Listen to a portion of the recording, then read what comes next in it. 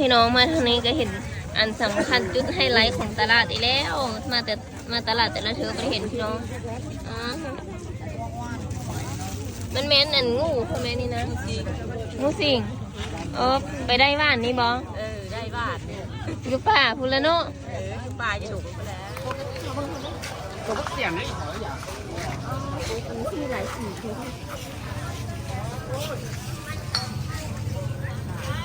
ว้าพี่น้องเอ้ย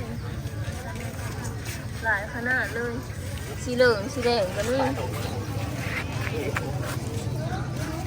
ขอบ้างหน่อยเด้ออันนี้คืองูทักทายสบายดีพ่อแม่ซีเด้อที่อยู่ไกล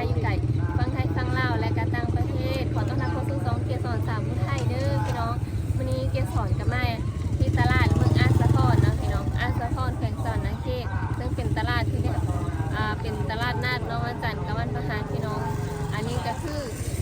คืนแน่เนาะเพราะว่าฝนตกวันเมื่อคืนมีการซีมีกบหรือเขตเนี่ยอยู่ในกินตามอาหารบ้านหน้าของเฮาของมากของหลายๆคนเลยเนาะพี่น้องนะคะไปเบิ่งน้ำกันว่ามันซีมีหรือเขาจะเอาไปแล้วเพราะว่าตอนนี้ก็เป็นเวลา6 โมงกว่าๆปิดตะเวนทิ้งจังเลยเนาะพี่น้อง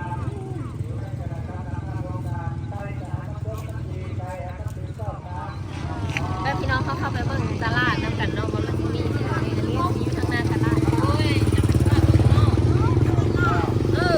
มันก็คือ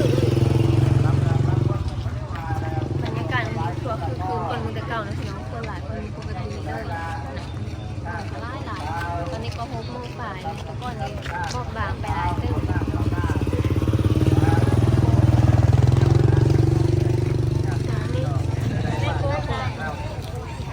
ถุงนั่นเลย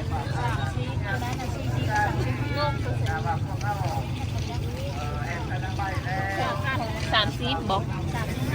35กบ2ตู้นะพี่น้องนี่นะ30นะเจ้า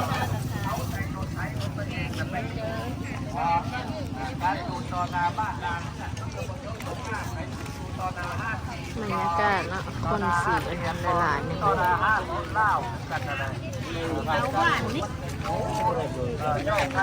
ปนั่นเดียวอยู่เลยก็ไม่ได้เบอร์เดียวอย่างดูพี่น้องมาบอกเลยอย่างนี่เลือดต้มเปื่อยไว้เก็บอย่างนะพี่น้องอันนี้แต่มันเป็นตัวน้อยตัวไม่เด็ดตัวน้อยนะส่งเขาเลยนะ40,000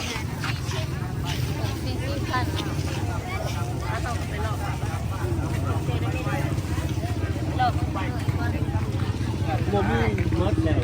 อันนี้เมื่อแรกที่ทำนี่บ้าง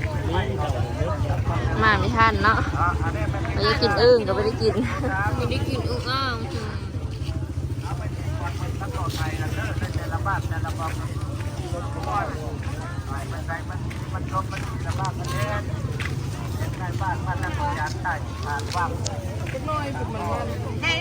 ได้บ่อยน้ำมาขายแล้วแม่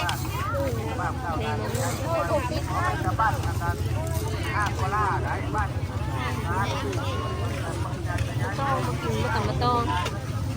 นี่มาตองแม่บอกแม่มาตองนะ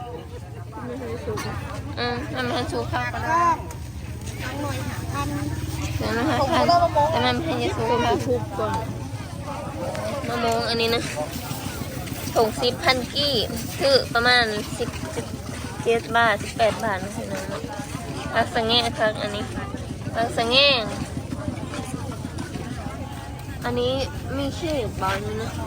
อันนี้ถุงเท่าไหร่สาวเวียดนามกรุ๊ปนี่ได้ซะ3 ตัวเยอะก็2 ตัวเนาะถุง40อบมีผู้เลยกินในบะจ้าพังไทยมีบ่ไปรอบางทางหน้าก็มีแต่กบมาเห็นใช่อันนี้ก็กบอบนี่เนาะช่วยแม่เลยลูกท้องสาวเลาะบางกันได้ไหมเอามาไฟพี่น้องมาไฟนี่คนซื้อมามันขายนี่นะมีแต่กบเนาะข้างหลังนี่ปลาแห้งโอ้กบหลายพี่น้องมีแต่กบอันนี้ผงเขาล่อนี่นะ 40บ่ถุง40คือกันเนาะพี่น้องสลายถุง40มีประมาณ2ตัว40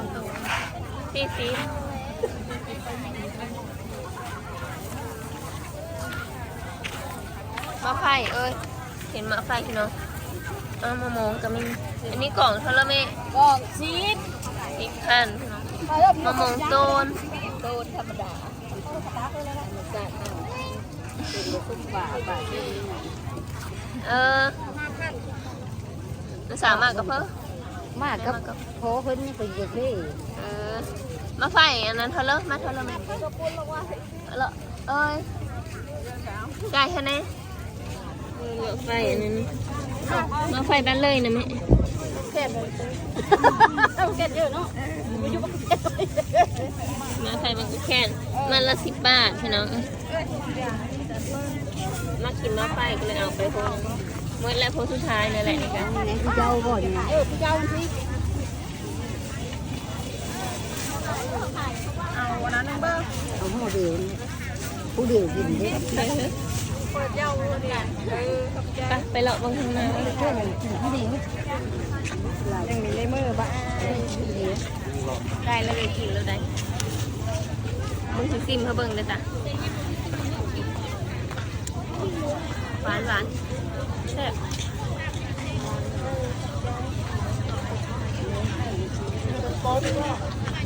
ส่งเขาแล้วอันนี้ไหม จากตัวของเขาว่าได้ส่ง3ตัวบ่น่ะ ถาม เขาพระได้3ตัวนะเขานะตัวเดียวได้เอาให้ปูให้ตรง ไอ้ ขาว 3 ตัว 50,000เนาะ จองตัว10,000นึงปูให้นะ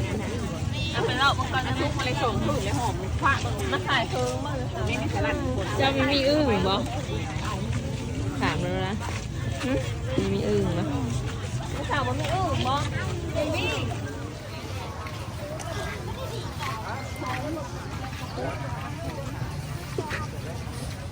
มีตะเวนกำลังหันพี่อันบ่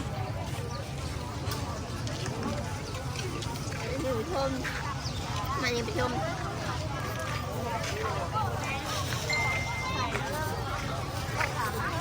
เขามีงานประจำเอาบ่ประจำเอามาสิเอาบ่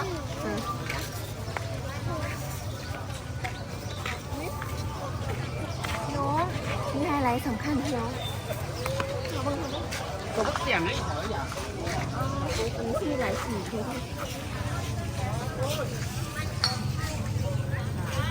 ว้าพี่น้องเอ้ยหลายขนาดเลยสีเหลืองสีแดงกันนี่ขอเบิ่งหน่อยเด้อเอ้ยอันนี้ คืองูปลาเอ็นปลาไหลบ่ตัวนี้ส่งเท่าเลยนะเอ้ยปลาเอ็นนี่แต่ว่า ตัวหนึ่งบ่นะขึ้นเนื้ออื่นเหรอ พี่น้องไฮไลท์แต่เกสรกับบริกินเนาะเอามาเพื่อพี่ๆที่ทั้ง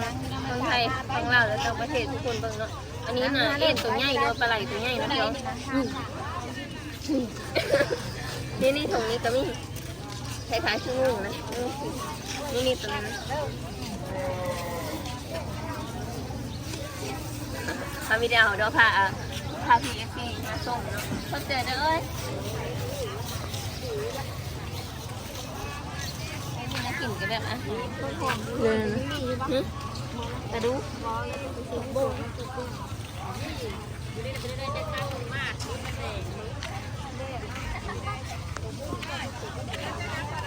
อันนี้ก็จะเป็นช่วงทางงานนะพี่น้องไล่รวมๆแล้วมื้อนี้ก็คือโซลายที่มีปุ๊บมีเขตมีป่านะพี่น้องต้นอึ่งนะแบบว่ามันเป็นอาหารแซ่บของชาวบ้านล่ะเพิ่มมาแต่เช้านะท่านกันเพิ่มมาสายจะมีท่านพี่น้องเดี๋ยวก็เข้าไปเลาะต่อกันเนาะยังก็ยัง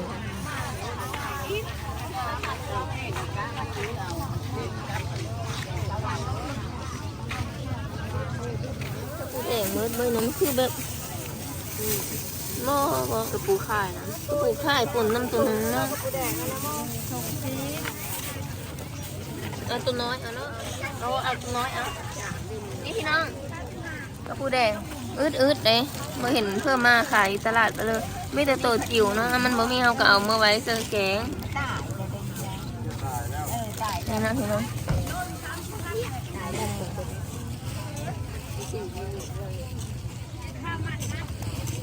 เอ้าบ่มีตังค์ลืมตู้นี่แต่กระเจียว มันเคยได้เลยเด้ เอ้าอีนี่มือเลยเนี่ยนี่กระเป๋าตังค์เลยมาเจอเลยนะอีเมลเพิ่งซื้อโซ่น้ำเดือดน้ำเดือด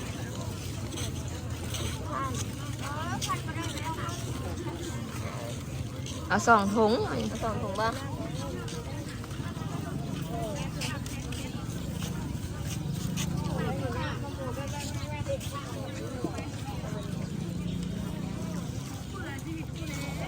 โอ้กระปุกเลยนี่กระปุก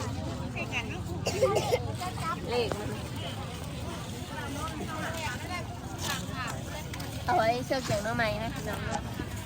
อันนี้ก็เก็บได้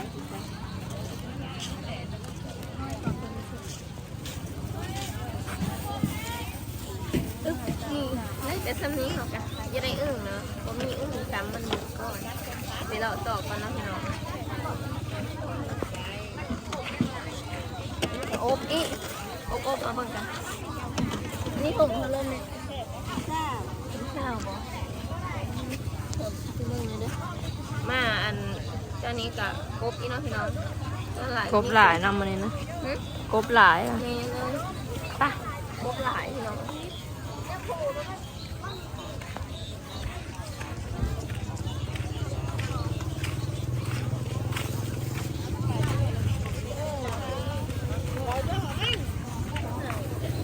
ขาอยากเอาไปขายบอก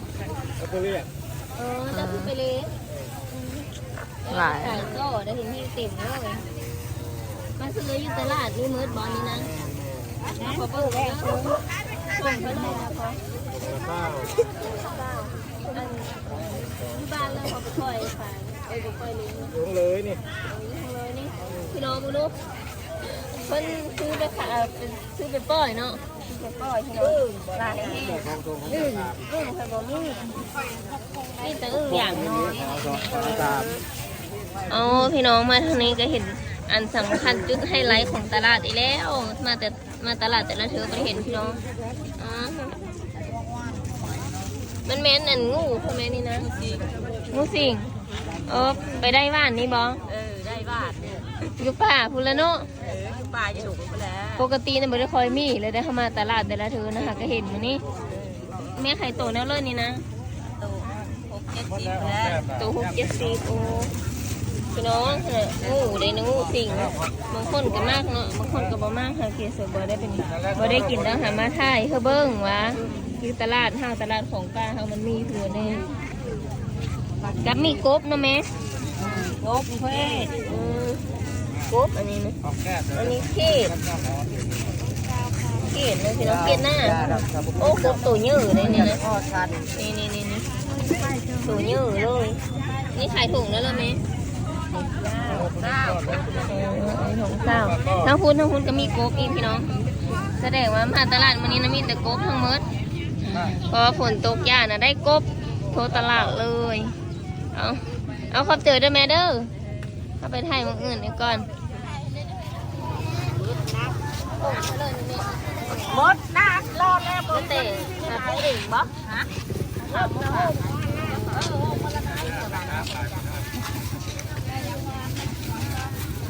ของละ10,000หมดแล้วเอาบ่เอ้ย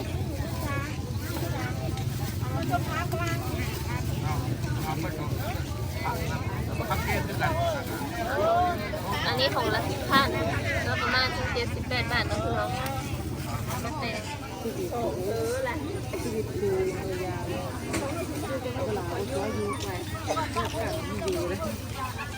ว่าคนต่อย ลงต้นมันละ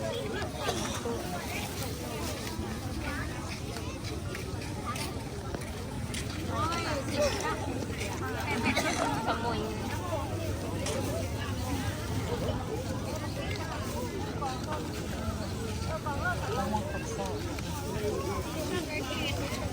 มันมีมันเต่านี่นะ นักขันหนึ่งนะ เ โอ้แม่เนี่ยตื่นแล้วโอ้เย็นแม่ก็สองพัน น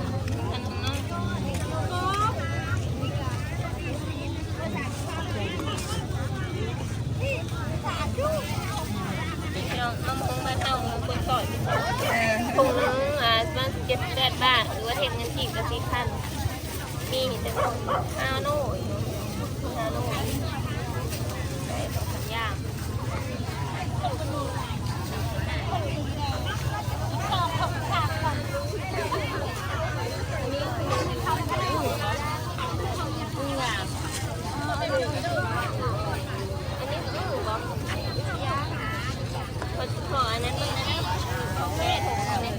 อันนี้อึ้งอย่างกันพี่น้องแต่มันเป็นตัวน้อยเลยนี่นะ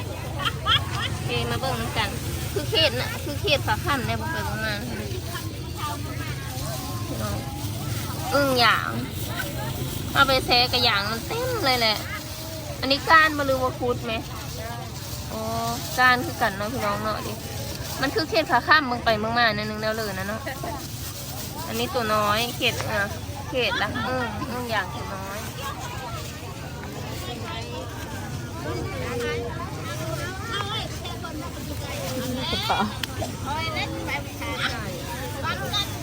เข้าไปลองบุกกันเด้อค่ะเนี่ย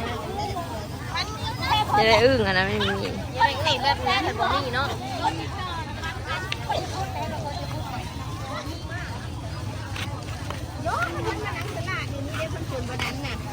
คนจะปั้นแล้วเพิ่นนะเพิ่นแง่ไว้ ทั้งยังมีอยู่เด้อ นี่หรือว่าเขาจะแง่เอาเพิ่นมาเอาเพิ่นต้องแง่ได้ยากบ่ ทั้งยังก็ได้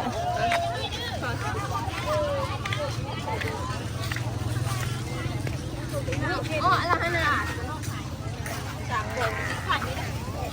ไม่ถูกนะ ไปทาน เห็นมันบนอ้อจะส่งนั้นแม้พันขายเนาะเกสรหาขั้นเราแล้วก็ข้ามซื้อหัดเกสรคนหนึ่งที่ย่านแบบเป็นสัตว์เลินข้านเนี่ยเลยข้านว่าเขาเป็น